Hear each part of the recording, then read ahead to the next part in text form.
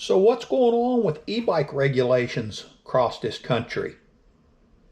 I know I'm pretty confused about where they're at in the different states. How about you? Well, stick around. That's what we're going to get into a little bit today.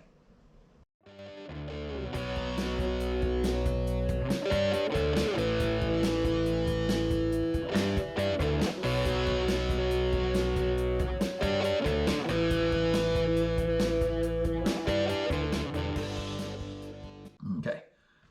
Well, hello again, Internet. Welcome back to the channel. Yeah, we started looking into a little bit of these regulations that are going on in different places, and quite frankly, I was a little bit shocked with what I found. And so what I thought I would do is give you a general lay of the land of what's going on. And this was information that I found on People for Bikes website. We found that they are worthy to be supporting them. But very typically in the United States, what each state goes by is, and what they're advocating is that electric bicycles are regulated like bicycles. Same rules of the road apply to both electric bikes and human-powered bikes. Electric bicycles are not subject to the registrations, licensing, or insurance requirements that apply to motor vehicles. Now we're going to go through a little bit here of the different classes of e-bikes, because I think there's a lot of confusion about that out there. And so yeah, let's just, a class 1 e-bike is a bicycle equipped with a motor that provides assistance only when the rider is pedaling, and that ceases to provide assistance when the electric bicycle reaches 20 miles per hour. It is also a maximum of 750 watts. I believe that is peak watts, not nominal. A class 2 bicycle is equipped with a throttle actuated motor that ceases to provide assistance when the electric bicycle reaches 20 miles per hour. And a class 3 e-bike, and this is the one that gives a lot of people a lot of confusion, I think. This is my understanding of it, is a bicycle equipped with a motor that provides assistance only when the rider is pedaling and ceases to provide assistance when the electric bicycle reaches 28 miles per hour. I have to tell you, according to that, and I am just a messenger here, class 3 bicycle does not have a throttle at all. And a lot of people will say, well, if it cuts off at 20 miles per hour, but it still pedals to 28, it's a class 3. My understanding is it's not. And like I say, I'm just a messenger here. So it's something for us to keep in mind. But when we go through the states, vast majority of the states recognize those 3 classes of bike. And of course, they'll also have in there, you know, that local governments have the authority to restrict the use of bicycles under of an electric bike on bike paths and inner basic jurisdiction. There's different requirements for the helmets and the age for the different class e-bikes, but for the most part, they are treated as bicycles. Again, there are some restrictions. Now, there are some states that are actually much more different. And this is where Michelle and I really got into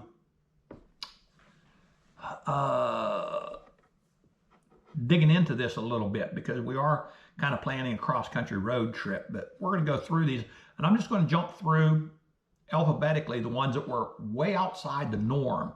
And first up would be Alaska. And in Alaska, an electric bicycle is defined as a motor-driven cycle. Motor-driven cycle electric bikes are not subject to the same rules of the road as traditional bicycles. Electric bicycle riders must carry an operator's license. Electric bicycles are not subject to registration or insurance, so you don't register them or insure them, but you do have to have a driver's license to ride one. Helmets are not required. There is a 14-year age minimum for electric bike use. possibly you can get a driver's license in Alaska at 14. You know, things are a little different up there, much more rural. But I thought that was a very interesting one. The next state down here that has things much different is going to be Hawaii. And in Hawaii, an electric bicycle is defined as a low-speed electric bicycle whose assisted maximum speed on paved level surface when powered solely by such motor is less than 20 miles per hour. Here's the part that struck me that I've not seen anywhere else. Electric bicycle owners are required to be registered and pay a fee of $30 at any City Hall satellite location or the state business registration unit in Honolulu. You must be at least 18 years old to ride or to register. Persons 15 years and older may operate if it is registered to a household member. Helmets are required, and that's typical of every state. Electric bicycles are allowed everywhere a bike is allowed, including bike paths. And I just thought that was a very, very interesting set of regulations there. Next up, we'll come to Kentucky. It's a little bit different. In Kentucky, an electric bicycle is defined as a bicycle so long as the electric bike has operable pedals and can be operated under combined human and motor power. Same rules of the road apply. Electric bikes are not subject to registration, insurance, or anything like that. So they really have not adopted any type of regulations in Kentucky. Next up, we'll go to Massachusetts. And these are things that were all found on the People for Bikes website. And I did check back on, well, like our local here in North Carolina, checked it, and that is up to date here in North Carolina, what they have on there. I'm not going to say everything is up to date because the laws are changing very quickly on this. This is the latest that they have. But Massachusetts, an electric bicycle is defined as a motorized bicycle as long as its maximum speed is 25 miles per hour. As motorized bicycles, electric bikes are not subject to the same rules of the road as a regular bicycle. E-bike riders must carry an operator's license and are subject to registration requirements. Doesn't spell out what the fees are or anything like that in there. And then the helmets are required and whatnot, which is, you know, pretty common. Montana, let's see what we got over in Montana here. And in Montana, e-bike is defined as an electrically assisted bicycle so long as the electric bike has a maximum speed of 20. Same rules of the road apply. They're not subject to registration. So again, Montana is a state that has not adopted any of the classes. Let's go to New York, and boy, I got to tell you, we could do an entire video, and many videos have been done on New York. Now, New York actually defines their Class 3 e-bike a little differently. Class 3 in New York, and this is where we need to get some things kind of put together because, you know, you go from one state to another with your e-bike to ride, and you don't know what you're going to run into. You say, well, I'm a Class 3 or I'm a Class 2, whatever, but another state may have a different class for that. And that's one of the things that People for Bikes is trying to alleviate and get everybody together on. But in New York, at Class 3, solely within a city having a population of 1 million or more, a bicycle with electric assist having an electric motor that may be used exclusively to propel such a bike and that is not capable of providing assistance when such bicycle reaches a speed of 25 miles per hour. So they've changed the speed. It looks like they've made it a Class 2, but bumped up the speed for the Class 3 with a throttle in that case. Here's the kicker though.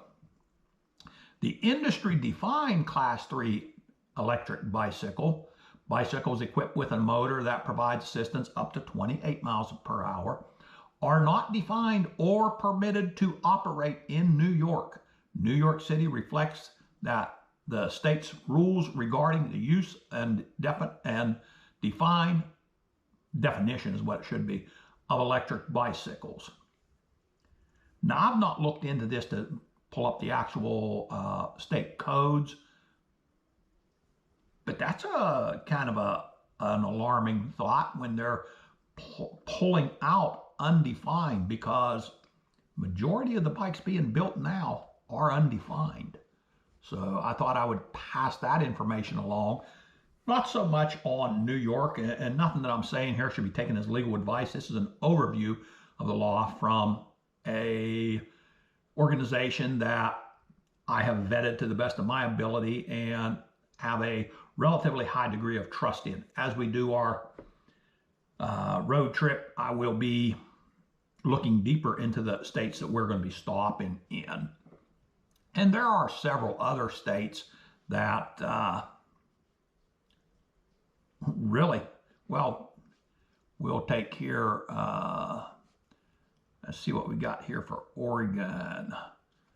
I had that pulled up there just a minute ago, and in Oregon,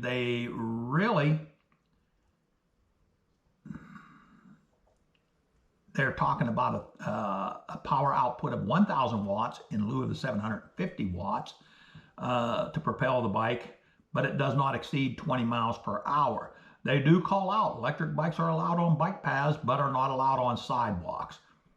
I'm not sure if regular bicycles are allowed on sidewalks in Oregon. So that was what I basically wanted to bring out to you guys, is not so much the individual states. You know, we could go through South Dakota, Tennessee, Texas, Utah, Vermont, Virginia, Washington, Wyoming. You know, I've got them all listed here, but the majority of them do recognize Class 1, Class 2, and Class 3. I wanted to put out there, just for your knowledge, Class 3, there is a lot of confusion about. That is what my understanding of it is.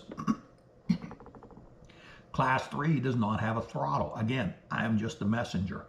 We're looking into this more and more because Michelle and I do take road trips to a lot of different states, and we're planning a very large road trip that's going to be going all the way across the states. And so we wanted to look into this, how it is changing. And it is changing right now as we speak.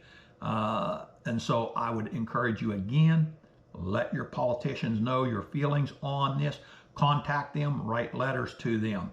I would also encourage you to go check out the People for Bikes and see if you would give them some support. Look on our website, see what you can find out. You glean for yourself if it's worthy of your support. So I think I'm going to just leave it at that right there. We're very possibly going to be looking into some of these things just a little bit deeper. We are, little spoiler alert, we are planning some trips to some different states right now as we speak, and those states we're looking into a little bit deeper. And if you guys are interested in us looking into that just a little bit, go ahead and tell us in the comments that you'd like to see some of that. And we'll see what we can do to go ahead and share that information with you as well. Again, this is just information I wanted to go ahead and get out there for you. So, hey, next time we're going to be out there riding. You know, it's pouring down rain out there right now. So I thought today would be a very good day to go ahead and put this out. If you like this, hey, be so kind as to hit that like and hit that subscribe. We really appreciate that. That lets us get this information out there to people, and we're very humbled by that when people want to hear what we have to say. So that's going to wrap it up for this one. Hey, till the next time, Southern E-Biking telling you, stay safe, God bless, and keep the wheels rolling. Once again, we are out.